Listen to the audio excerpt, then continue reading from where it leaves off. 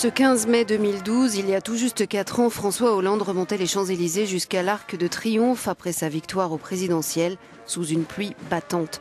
Ce déluge était-il annonciateur d'une présidence calamiteuse? À un an des nouvelles élections, le président socialiste a battu des records d'impopularité. Ses détracteurs dénoncent des promesses non tenues et un bilan négatif, mais tout bilan est contestable et tous les présidents n'ont pas tenu toutes leurs promesses.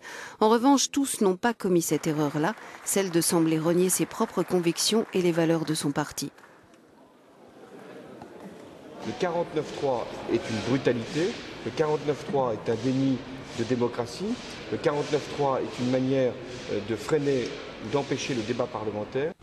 Avec 18% en moyenne d'opinion favorable depuis janvier 2014, cette impopularité constitue du jamais vu dans l'histoire de la Ve République.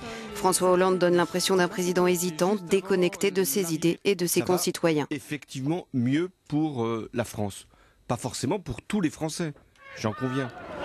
Ce slogan « ça va mieux » qu'il inaugure sur un plateau télé en avril a du mal à passer. Si chiffres à l'appui, le constat est correct, il apparaît comme un camouflet face à la colère des Français.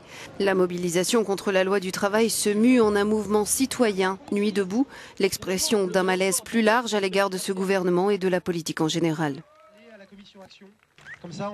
Avant cela, il y avait eu le débat sur la déchéance de nationalité. Après une remontée dans les sondages pour sa gestion des attentats, Hollande s'enfonce à nouveau sur la révision de la Constitution, car à nouveau, il se désavoue lui-même.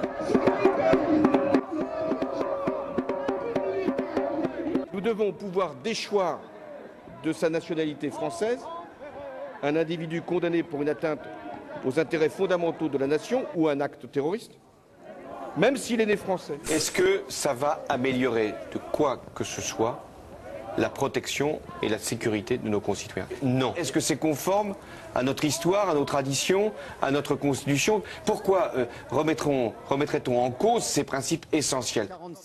Pendant des mois, il campera sur ses positions avant de finalement retirer le projet. Cette fois, il est passé en force et une fois de plus donne l'image d'un manque de cohérence. À un an de la présidentielle, François Hollande a perdu une bonne partie de son électorat et des soutiens de son parti.